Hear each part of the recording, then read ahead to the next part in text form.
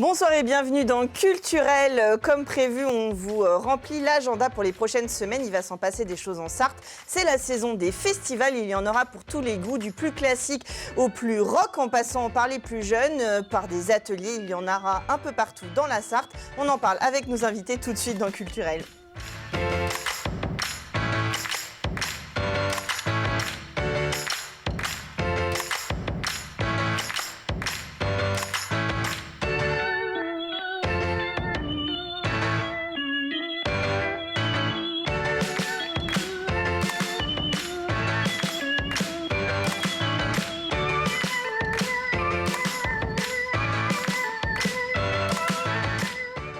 Vous l'avez sûrement vu un peu partout avec une robe à fleurs. Je reçois ce soir Diana Igby. Bonsoir. Bonsoir Chloé, la créatrice de la robe à fleurs.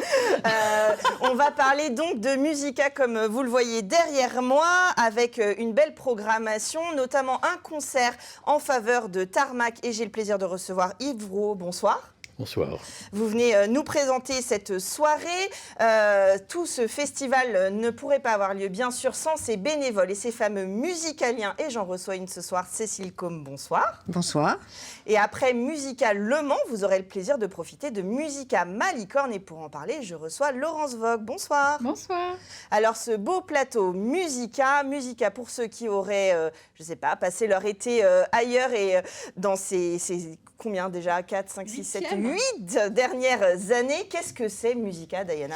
Alors Musica, c'était une idée de créer l'opéra autrement, de l'emmener dans les jardins pour ne pas faire peur à notre public, puisque c'est un petit peu compliqué parfois pour pousser une porte d'un théâtre.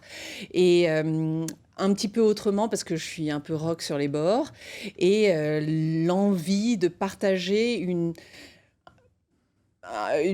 œuvre ou plusieurs œuvres de façon complètement déglinguée, folle, amusante. Décomplexée un petit peu. Et ça commence cette année justement avec une soirée dans un haras.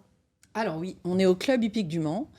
C'est une histoire magique parce que je me retrouve pendant le Covid à aider un coach équestre. Et le propriétaire du Club Hippique me demande très gentiment si je ne voudrais pas chanter. Et je chante avec le cheval en liberté. Et c'était incroyable parce que sur la haute note, il est arrivé vers moi et je l'ai caressé. Et on a fait notre générale mardi dernier. Donc c'est mardi 4 pour venir au spectacle.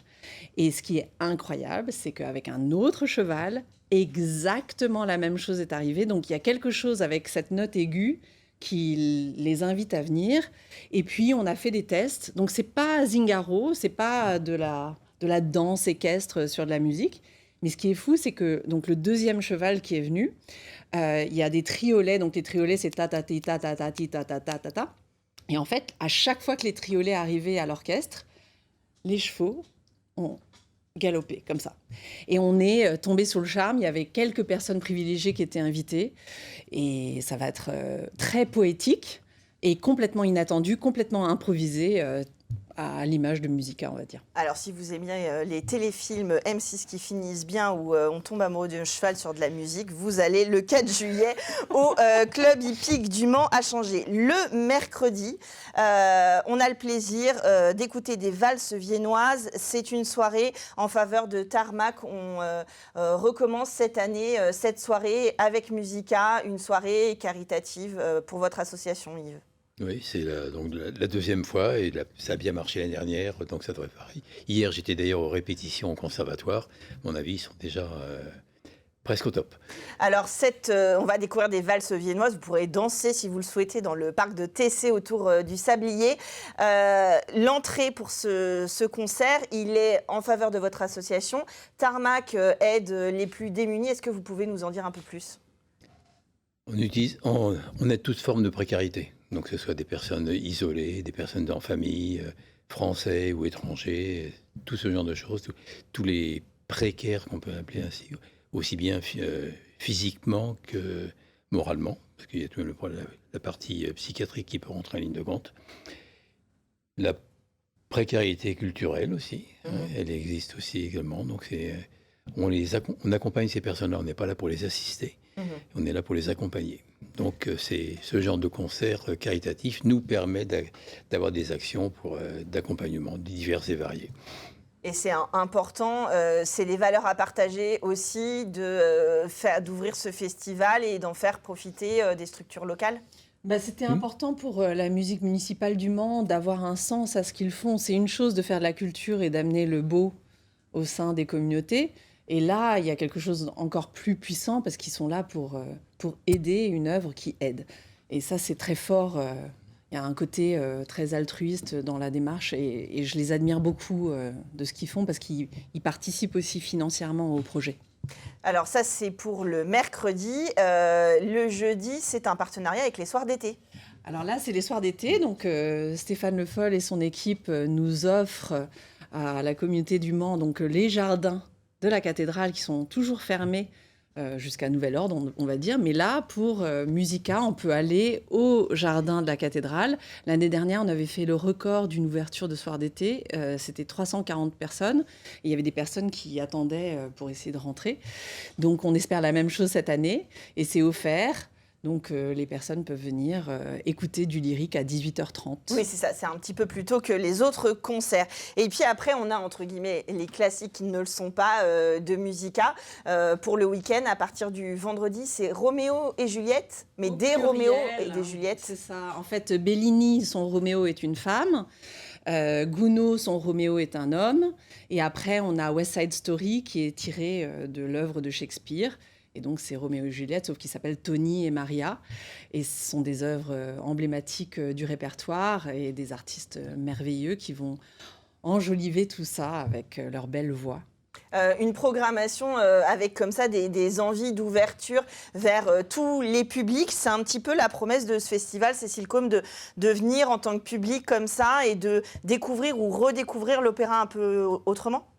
Tout à fait, c'est vraiment ça qui m'a sensibilisée dès le départ, ce côté pédagogique, le fait de démystifier les œuvres avant de les découvrir et d'en profiter. Et c'est une idée vraiment d'aller vers les gens et donc d'aller au jardin. C'est effectivement plus facile que d'aller dans une salle d'opéra. Et on démystifie aussi en étant musicalien, c'est-à-dire en étant contributeur et en s'impliquant dans la construction du festival. C'est-à-dire que la partie off du festival, la partie technique, fabrication, elle est aussi démystifiée. C'est-à-dire qu'on s'aperçoit qu'elle nous est accessible. Il y a plein de choses à faire en amont et il y a plein de choses à faire au moment du festival. Diana a déjà son programme artistique établi et autour de ça, on a alloué des voitures pour les déplacements des artistes, à fabriquer des costumes, à prévoir des soirées après les spectacles où on a invité des personnes qui sont proches du festival ou des personnes à qui on veut faire découvrir. Donc tout ça, ça se prépare, ça demande d'avoir à manger, à boire, un décor sympa, voilà, tout ça on peut faire ensemble.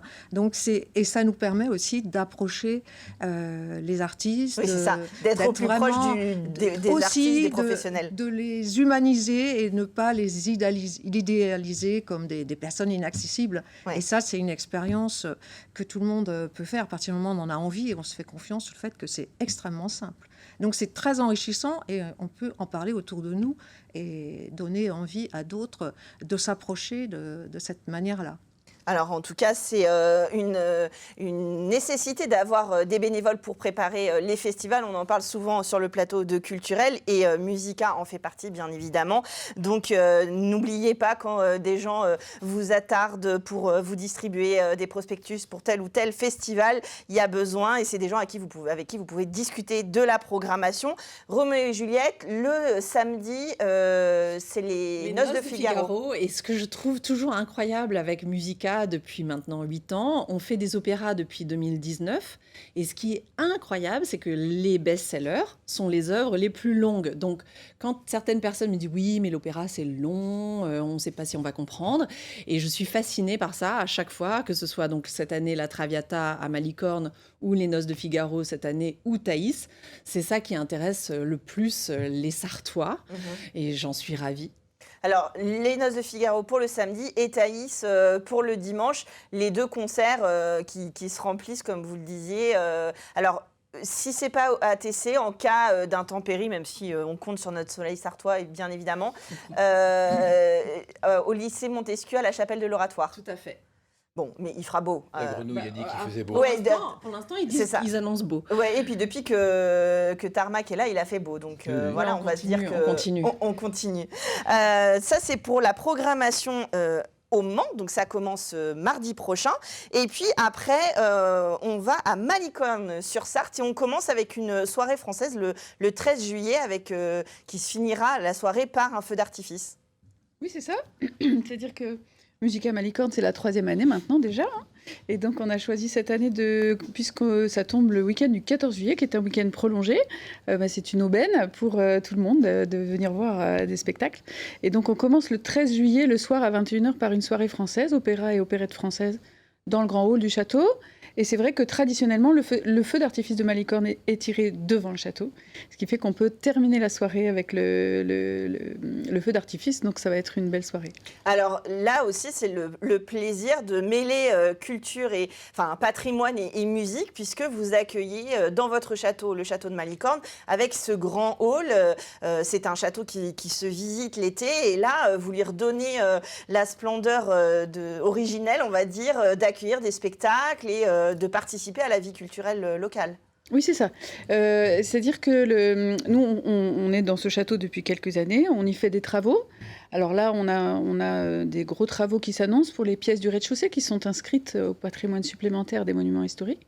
Et donc, effectivement, les spectacles en intérieur permettent de découvrir ce grand hall, et en extérieur, dans la cour du château, puisque les façades, le parc sont aussi classés. Et c'est un château où il y avait une vraie vie culturelle au XVIIe et au XVIIIe, avant qu'il tombe un petit peu en ruine à la fin et qu'il soit reconstruit dans sa forme actuelle. Et donc, c'est un petit peu une façon pour nous de faire revivre cet aspect de la vie historique du château. Château qui était aussi régulièrement visité par Madame de Sévigné, qui aimait flâner dans les bois. Et les artistes qui ont de la chance sont logés dans la chambre de Madame de Sévigné. Alors le samedi et le dimanche, vous pourrez écouter la Traviata. Ça se passe dans la cour du château. On a un petit teaser. L'année dernière, c'était Carmen, mais ça vous donne une idée du décor. Des remparts de Séville, chez mon ami Lila Spastia, j'irai danser la Ségédie, voir du Manzanilla. J'irai chez mon ami Lila Spastia.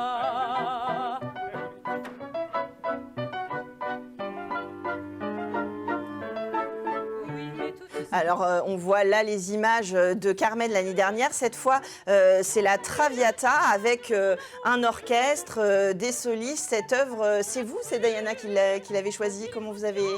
Je crois qu'on a choisi d'un commun accord. Oui, en fait, on ne parle pas aussi d'Éric Vogue, mais lui découvre l'opéra grâce à Laurence, qui connaît vraiment très très bien. Il commence à devenir très pro. Et il s'intéresse énormément. Et donc, on lui propose des choses. Et quand il a une petite étincelle, c'est là où on se dit « Ah !»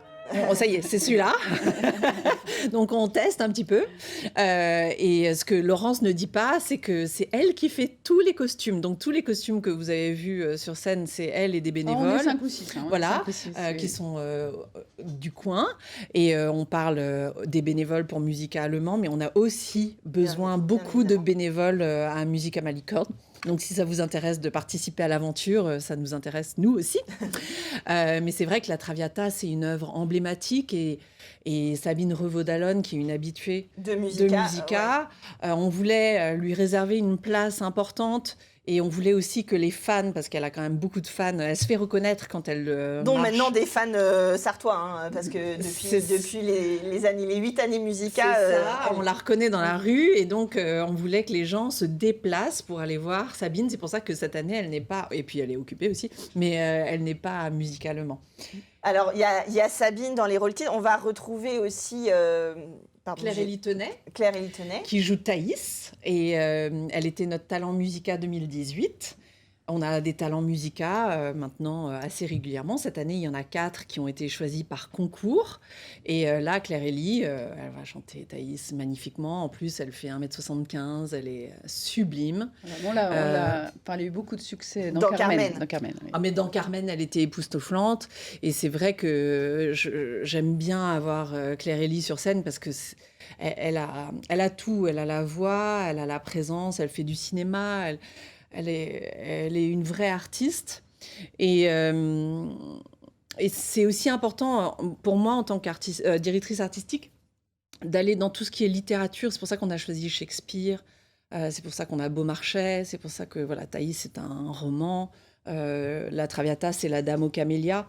C'est important pour moi qu'il y ait de la substance dans une histoire, parce que c'est ça aussi qui intéresse le public. On part ensemble sur une découverte de littérature et des histoires qui sont intemporelles. Et un peu universelles. Le samedi, donc, la première de la Traviata. Et puis le dimanche, vous nous proposez de passer la journée à Malicorne. Oui, c'est ça. Donc, on innove cette année puisqu'on on propose au public de découvrir la ville de Malicorne. Il y a plein de choses à faire à Malicorne et notamment, c'est une cité métier d'art. Et donc, c'est une ville de faïenciers. Et donc, les artisans d'art ouvrent leurs portes toute la journée. Il y aura 3 concerts dans la journée. À 15h, à l'église, c'est Diana qui chantera La Voix de l'ange. C'est la seule fois où je chante. Voilà, et donc si vous voulez entendre Diana... Allez à l'église Saint-Sylvestre le dimanche. À 15h. Mais la journée commencera à 10h du matin par la visite du musée de la faïence. Il y aura des intermèdes musicaux, également pendant le déjeuner. À 18h, il y aura un concert Mozart sous les arbres du parc du château. Et puis le soir, la Traviata à 21h. Et on propose aux personnes de venir dîner avec nous vers 19h15.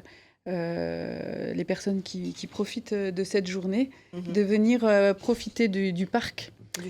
Du château. Voilà. Et alors moi j'ai une question, est-ce qu'ils doivent apporter un pique-nique? Est-ce qu'il y a de quoi manger? Alors en fait on est en train d'organiser, mais on n'a pas encore tout à fait finalisé, on va le mettre sur le site très prochainement. Alors en théorie, à midi il y a de quoi se restaurer à Malicorne, et donc on est en train de concocter un petit livret dans lequel il y aura toutes les informations pratiques, qui aller voir à quel moment, où se restaurer, ou boire un coup, etc. Et puis pour le soir, on essaye de voir s'il y a une possibilité d'avoir des petits paniers repas. On n'a pas encore finalisé complètement. On peut venir avec son pique-nique. Mais on peut venir avec son pique-nique. Des jardins de manière assez exceptionnelle avant de découvrir entre le la concert Traviata. Mozart et la Traviata. Ouais, un programme complet. On retrouve toutes les informations sur le site de Musica et sur le site châteaudemalicorne.fr. Toutes les informations et bien sûr la billetterie qu'on espère nombreuse parce que, comme je vous le dis, les festivals ont besoin aussi de public pour vivre et pour continuer à exister. Et puis, je vous le rappelle, la soirée du mercredi, les valses viennoises au Mans, au parc de Tessé, est en faveur de l'association Tarmac. Voilà, un beau programme. On n'a pas eu le temps de tout détailler, mais vous retrouvez toutes les informations dans le livret avec la femme de la robe à fleurs. C'est elle qui était sur le plateau qu'on voit un petit peu partout dans la ville. Merci à tous les 4 d'être venus nous présenter ce festival. Et puis nous, on continue. On va à Beaumont-sur-Sarthe ce week-end pour un autre festival.